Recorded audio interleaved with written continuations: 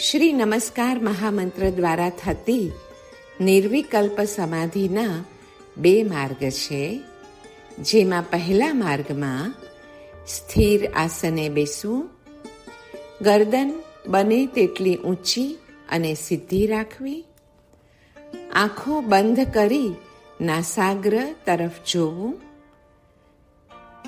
બંને નસકોરા મસ્તક માહેના ભેજામાં જઈને એક ઠેકાણે મળે છે તે સ્થાનને બરાબર જોવું. તે સ્થાને બરાબર જોવાથી દ્રષ્ટા, દ્રશ્ય અને દર્શનની ત્રિપુટી વિલય થઈ જાય ત્યારે ત્યાં આત્મા નિર્વિકલ્પ બ્રહ્મ સ્વરૂપ થઈ રહે છે. અને બીજો માર્ગ છે, બંને આંખ આગળ નાસિકાની પાસે જે 2 ખૂણા છે ત્યાં એક ખૂણાથી બીજા ખૂણા સુધી હાડને વીંધી એક સીધી લીટી દોરવી. પછી તે લીટીના 2 અગ્રભાગોમાંથી 2 ભવાની વચ્ચે સીધી 2 લીટીઓ એક ઠેકાણે મળે તેમ દોરવી, એટલે એક ત્રિકોણ થશે. ભવાની વચ્ચે જે ઠેકાણે લીટીઓ સાથે મળી તે ભ્રૂમધ્ય સ્થાન છે. ત્યાં આંતરદ્રષ્ટિ રાખી ત્યાં આવેલા બિંદુ રૂપને જોવું. બિંદુ ઉપર જ લક્ષ્ય ચોંટે ત્યારે જ્ઞાન ઇન્દ્રિયો અને તેના વિષયો તથા કર્મેન્દ્રિયો અને તેની ક્રિયાઓ થંભી જાય છે. બિંદુની આસપાસ જે પ્રકાશ દેખાય ને તેની ઉપર લક્ષ્યને સ્થિર કરવાથી નિર્વિકલ્પ ચિન્માત્ર સમાધિ થાય છે.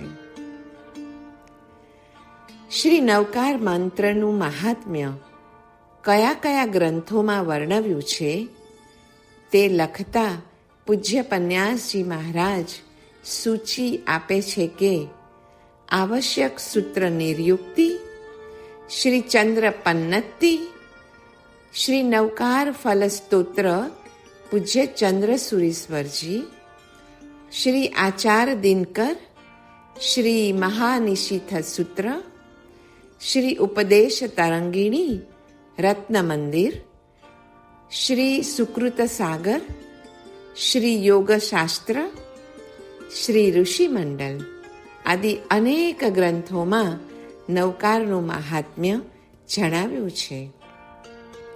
પ્રભુનું નામ લેવાથી પ્રભુ માને છે કે નામોચ્ચાર કરનાર મારી સાથે એક થવા માંગે છે, એટલે ભગવાન તેવા ભક્તને પોતાની સાથે રાખવા મુક્તિ આપે છે.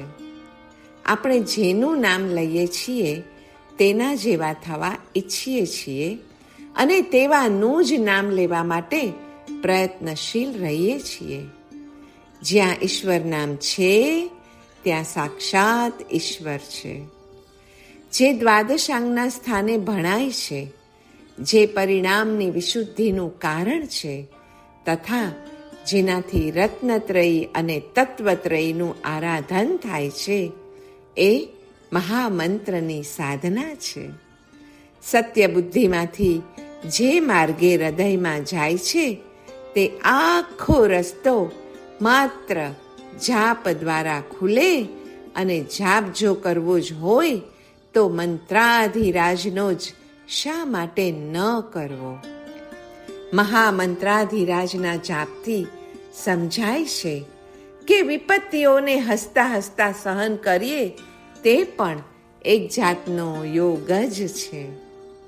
નવકારનો જાપ સુખ દુઃખના અનુભવનું જ્ઞાન જે માત્ર બુદ્ધિ સુધી જ હતું તેને હૃદય પર્યંત પહોંચાડે છે.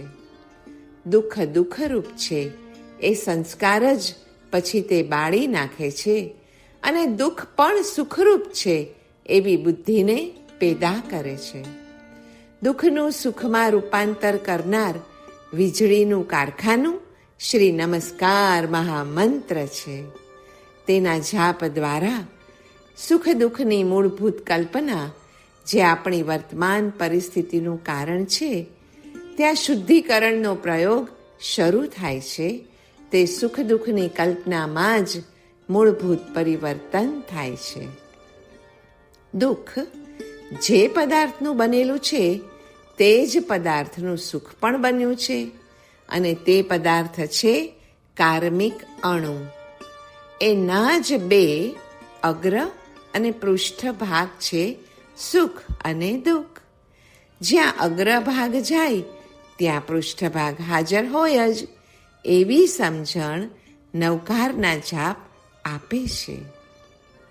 જાપ માટે નવકારનું પ્રથમ પદ અને અર્થભાવના માટે તત્વાર્થનું પ્રથમ સૂત્ર ઉપકારક છે.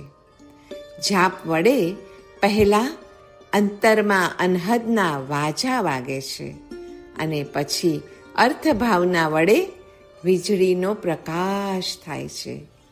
અનહદ એટલે અનાહત નાદ, અને વીજળી એટલે રત્નત્રય સ્વરૂપ આત્મજ્યોતિ.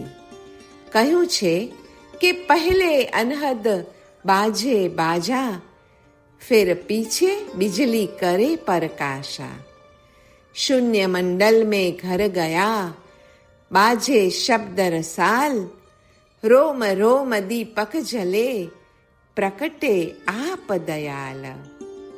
નમસ્કાર મહામંત્રની આરાધના દ્વારા પરહિત ચિંતાના ભાવની કેળવણી મળે છે. નમો અરિહંતાણમ. આ પદમાં અરિ એટલે શત્રુ, એટલે સંકલ્પ વિકલ્પ. તેને હણનારાઓને નમસ્કાર થાઓ. શરણાગતિનું મહાન વ્યાપક તત્વ તે નિત્ય શુદ્ધ સ્વરૂપ છે. શ્રી નવકાર મંત્ર દ્વારા ઈષ્ટનું નામ નિરંતર લેવાથી બહાર અને અંદર સુખનો અનુભવ થાય છે. આ લોક અને પરલોક ઉભય સુધરે છે. નામ સ્મરણ રૂપી સાધનનો મહિમા અપાર છે. યોગી લોકો પણ નામને જ જપે છે, અને તેનાથી જ પરમ આનંદનો અનુભવ કરે છે. નામના પ્રભાવથી અને નામની કૃપાથી અગોચર તત્વ અનાયાસથી જ સમજાઈ જાય છે, અને નામની કૃપાથી તેનું સ્મરણ કરનાર જીવ કૃતાર્થ થઈ જાય છે. નામ જપનારના હૃદયમાં સઘળીએ દૈવી સંપત્તિ સામેથી આવે છે, અને તેને દૂર કરવા જતાં પણ તે દૂર થતી નથી. શ્રદ્ધા અને વિશ્વાસથી નામ સ્મરણ કરનારને સાયુજ્ય મુક્તિ મળે છે. હૃદયમાં ઈષ્ટદેવ અને નામ સ્મરણ પ્રત્યે અત્યંત પ્રીતિ હોય એવા શરણાગતને જ આ સદભાગ્યની પ્રાપ્તિ થાય. નમો પદ એટલે ભાવ નમસ્કાર, અને ભાવ નમસ્કાર એટલે નમસ્કાર્ય પ્રત્યે વિનય, ભક્તિ, આદર અથવા મનનું શુદ્ધ પ્રણિધાન. ભાવ નમસ્કાર એટલે સાંસારિક વિષયોમાં દોડતા એવા મનને પ્રથમ તો રોકી લેવું અને પછી પરમાત્મા તરફ વાળવું. નમો પદ વિનય સૂચક છે. નમો પદનું ફળ ગુરુ સેવા અને શ્રુત જ્ઞાનની પ્રાપ્તિ છે. વળી આશ્રવ નિરોધ, સંવરનો લાભ, કર્મની નિર્જરા, ક્રિયાનો નિરોધ, ભવ પરંપરાનો નાશ અને અંતિમ ફળ રૂપે મોક્ષ છે. આ દ્રષ્ટિ મોક્ષનું મૂળ છે. મૈત્રી વધારવી એ મીઠું કામ છે. મંત્રાધિરાજના પ્રથમ 5 પદ સંભેદ પ્રણિધાનના સૂચક છે, અને ચુલિકાના 4 પદ અભેદ પ્રણિધાન બતાવે છે. એસો એતદ એ સર્વનામ બનીને સમીપતરવર્તી પદાર્થનો સૂચક છે. નિકટવર્તી પંચ નમસ્કાર સર્વ પાપનો પ્રણાશક છે. નમો પદ શાંતિ, તુષ્ટિ, પુષ્ટિ આપનાર તથા મન, શરીર અને આત્માની વિશુદ્ધિ કરનાર પદ છે. પુણ્યની પુષ્ટિ, મનની શાંતિ, અંતઃકરણની તુષ્ટિ, દેહની શુદ્ધિ એ બધા વિનયના જ અવાંતર ફળો છે. નમો પદનું બટન દબાવવાથી આત્મપ્રકાશ કરનારી મહાવિદ્યુત શક્તિનો આંતરપ્રવાહ વહેવા લાગે છે. નમોથી ધર્મની પ્રશંસા તથા ધર્મ બીજમાંથી ફળ પ્રગટે છે. ફળ મોક્ષ છે અને પત્ર પુષ્પ એ સુર નરના સુખ છે. નવકારની અંદર પહેલા 5 પદોમાં દેવગુરુનું અને ચુલિકામાં ધર્મનું સ્વરૂપ છે. ધર્મ, તેનું પ્રયોજન અને ફળ એ ત્રણેયનું વર્ણન ચુલિકામાં છે. પહેલા 2 પદમાં દેવનું, બીજા 3 પદમાં ગુરુનું અને છેલ્લા 4 પદમાં ધર્મનું સ્વરૂપ વર્ણવાયું છે.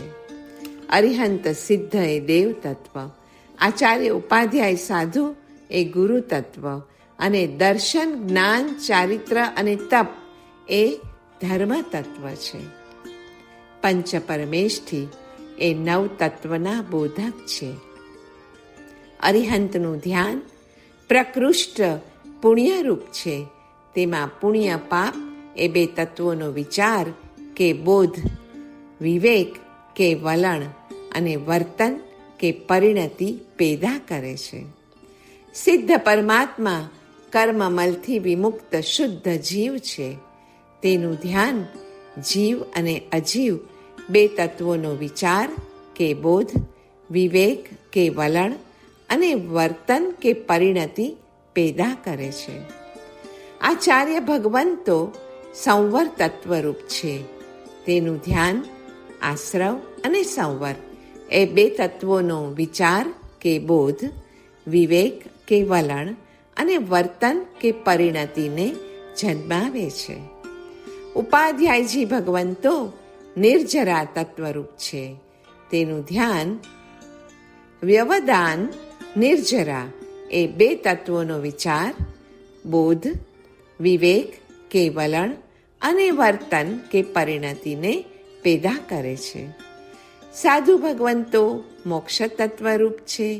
તેઓનું ધ્યાન બંધ અને મોક્ષ એ 2 તત્વોનો વિચાર, બોધ, વિવેક કે વલણ અને વર્તન કે પરિણતિને પેદા કરે છે. નવકારથી ગુણાનુરાગ કેળવાય છે, જે આત્મપ્રકાશ માટે વિદ્યુત, પાપરૂપી ઈંધનો માટે વહની, કર્મમલ માટે જળ અને જીવન યંત્ર માટે વરાળ છે. સાગરમાંથી અમૃત, દધીમાંથી નવનીત, રોહણગીરીમાંથી રત્નની જેમ શાસ્ત્રોમાંથી નવકાર ઉદ્ધૃત થયેલો છે. અહમ નવકારને સોંપો તો બદલામાં તે અર્હમ તમને આપે.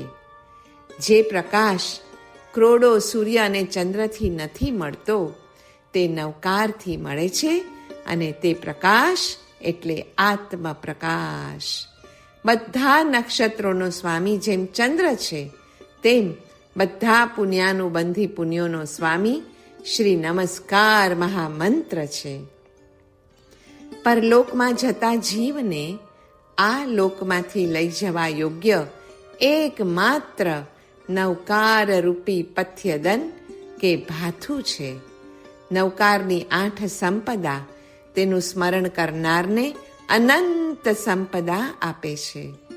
નમસ્કાર વડે પંચ પરમેષ્ઠીને અનુકૂળ બનનારને સમગ્ર વિશ્વમંડળ અનુકૂળ બને છે. અરિહંત પ્રત્યે બહુમાનમાં તેમના શ્રુત અને ચારિત્રનું પણ બહુમાન રહેલું છે. નવકાર એ આખરે શું છે? નવકાર એ સંસાર સાગર તરવાનો સેતુ છે. મોક્ષના દ્વારો ખોલવાની ચાવી છે. મોહવિષ ઉતારવા માટેનો મંત્ર છે. ધર્મની શિક્ષા મેળવવાનું એ શાસન છે. નવકાર એ સંસારમાં જીવને નવી દ્રષ્ટિ આપે, જે વડે તે પોતાની અંદર ભરેલી આંતરિક રિદ્ધિને જોઈ શકે છે. નવકાર એ સકલ શાસ્ત્રોના રહસ્યો ખોલવાની કૂંચી છે. નવકાર એ ભવ સમુદ્રને સુખે તરી જવા માટેની નાવ છે. તે દુઃખ, પાપ, કર્મ અને ભવના ભયને ભગાડી દે છે. મોક્ષ પ્રાપ્તિ માટે અત્યંત જરૂરી એવા પુણ્યાનુબંધી પુણ્યને નૌકાર જન્માવે છે. માટે જ તે પુણ્યની જનની, પાલની અને શોધની કહી છે. નૌકાર એ તો પરમ દાતાર છે. જીવને જેની જરૂર હોય તે સર્વ વસ્તુને તે પૂરી પાડે છે. નૌકાર વિષય તૃષાને શમાવે છે, ક્રોધ દાહને મટાડે છે, પાપના પંકને, કાદવને ધુવે છે અને સર્વ શુભને ખેંચે છે. એષ પંચ નમસ્કાર સર્વ પાપ પ્રણાશન મંગલાનામ ચ સર્વેષામ પ્રથમમ ભવતિ મંગલમ. શ્રી નૌકાર મંત્ર 68 અક્ષર, 8 સંપદા અને 9 પદોથી બનેલો છે. પ્રથમ 5 પદ પરમેષ્ઠીઓને દ્રવ્ય અને ભાવ નમસ્કાર રૂપ છે. નામ, આકૃતિ, દ્રવ્ય અને ભાવથી 5 પરમેષ્ઠીઓ ત્રણેય જગતના જીવોને સર્વ ક્ષેત્ર અને સર્વ કાળમાં પવિત્ર કરી રહેલા જ છે. અરિહંતાદિ નામ નિક્ષેપ વડે પરમેષ્ઠીઓનો સામાન્ય બોધ થાય છે. સ્થાપના નિક્ષેપ વડે તેમનામાં રહેલી વિશેષતાઓનો બોધ થાય છે. દ્રવ્ય નિક્ષેપ વડે તેમની સાધનાનું સ્વરૂપ સમજાય છે તથા ભાવ નિક્ષેપ વડે તેમની સિદ્ધિનું સ્વરૂપ સમજાય છે. ચારે નિક્ષેપ વડે થયેલો 5 પરમેષ્ઠીઓનો આ બોધ વસ્તુ વિષયક બોધ છે. સર્વ વસ્તુઓમાં શ્રેષ્ઠ વસ્તુ 5 પરમેષ્ઠીઓ છે એવી સમજ 5 પદોથી સ્પષ્ટ થાય છે. વ્યક્તિગત જાપ કરતાં સામૂહિક જાપનું ફળ તો સવિશેષ છે. સમ્યક દ્રષ્ટિને મન, બાહ્ય પ્રાણ કરતાં આભ્યંતર પ્રાણ અને તેને પોષનાર નૌકારનું મૂલ્ય અધિક છે. ભાવ નમસ્કાર એ સ્વરૂપાલંબનની વિચારણા વડે થાય છે. નિશ્ચય નમસ્કાર જીવ તત્વના બહુમાન રૂપ છે. તેથી તત્વાનુસંધાન થાય છે, જેનાથી આખરે સ્વરૂપાનુસંધાન સધાય છે. તે સમ્યક દ્રષ્ટિને હોય છે, કેમ કે સમ્યક દ્રષ્ટિ જીવ જીન વચનની સદ્દહણા ધરાવે છે. શ્રી જીન વચન ફરમાવે છે કે જો જાણઈ અરહંતમ દવ્વત્ત ગુણત્ત પજ્જવત્તે હિમ સો જાણઈ અપ્પાણમ મોહો ખલુ જાય તસ્સલયમ.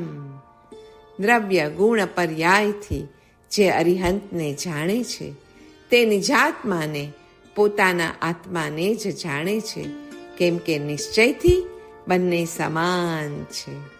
અરિહંતોનું ધ્યાન ચંદ્ર સમાન ઉજ્જવળ વર્ણે અને સિદ્ધોનું ધ્યાન ઉગતા સૂર્ય સમાન રક્ત વર્ણે કરવું જોઈએ. સિદ્ધ એટલે જેના તરફથી ભવ્ય જીવોને ગુણોનો સમૂહ પ્રાપ્ત થાય તે સિદ્ધ પરમાત્મા છે.